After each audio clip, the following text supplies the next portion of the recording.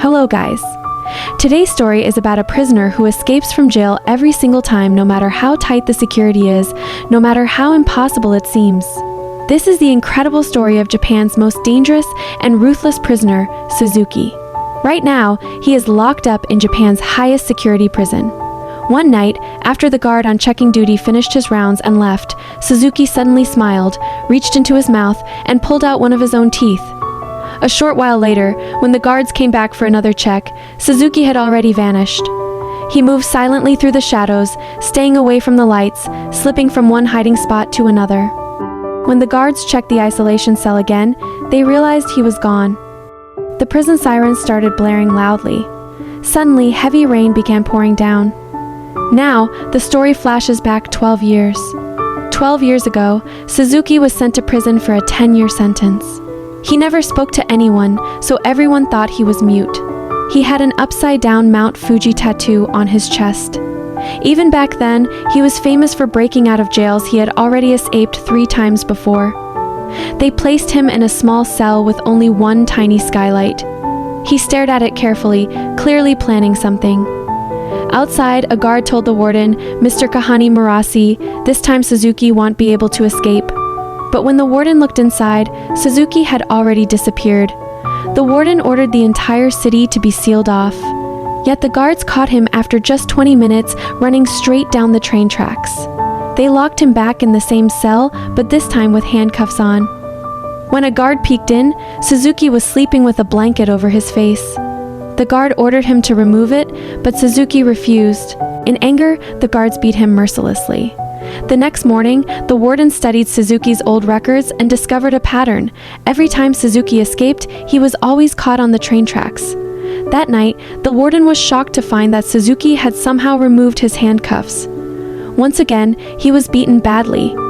One day, Suzuki was playing with a small wire he had smuggled inside hidden in his mouth. He used that wire to unlock his handcuffs. When the warden went on a 1-week vacation, Suzuki saw his chance.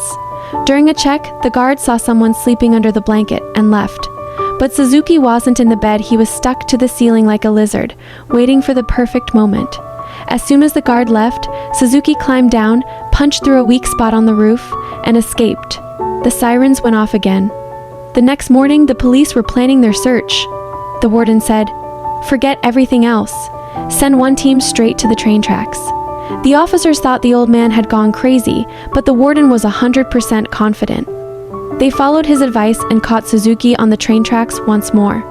Because of his sharp thinking, the warden got promoted and became a senior officer who inspected prisons across the country. But Suzuki kept escaping again and again. Every year they moved him to a new prison with tighter security, yet he always broke free. The media nicknamed him the Star Escape Artist, and he became famous nationwide. 12 years later, he was transferred to the country's most secure central prison. 10 guards watched him 24/7.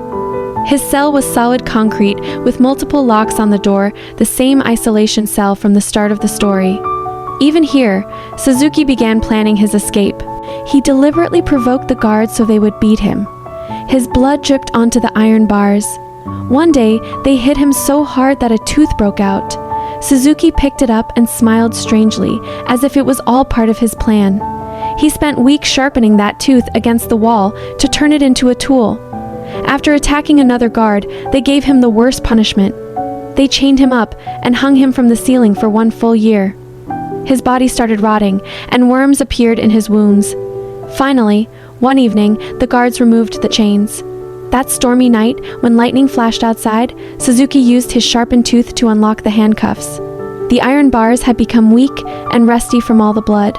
He pushed with all his strength, broke the bars, and escaped once again. Here's the real reason behind everything. When Suzuki was born, his mother died, and his father was already in prison. As a child, he lived with relatives. One day in the forest, he met his father, who had the same Mount Fuji tattoo on his chest. When police came to arrest him, his father ran onto the train tracks.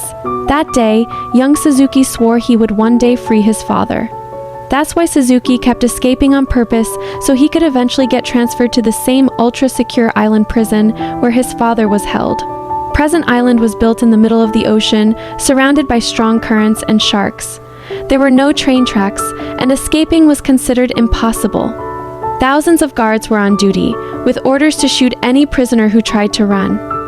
When Suzuki arrived, they locked him in a tiny space with metal rods fitted tightly around his body so he couldn't move. Meanwhile, the old warden was in the library reading old files about Suzuki. Inside the cell, Suzuki suddenly dislocated both shoulders, squeezed his body, and slowly slipped out. Another prisoner saw him, but was too drugged to speak. When the sirens went off, the new warden was happy. He thought no one could escape this island, and his guards would finally get to shoot Suzuki. The next morning, armed guards spread across the island. While the warden was briefing them, the old warden arrived and revealed the truth. Suzuki had come here deliberately to free his father, who was imprisoned on the same island.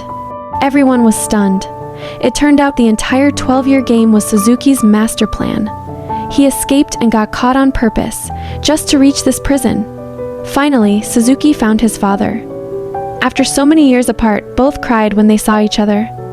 Before the guards could reach them, Suzuki took his father and disappeared. He had hidden a paraglider near the shore. Both climbed on and flew away into the distance. When the warden finally caught up, he realized Suzuki had escaped with the right man, his real father. After all those years of effort, Suzuki had succeeded. Now tell me, would you go through so much pain and trouble just to save your own father? Let me know in the comments below.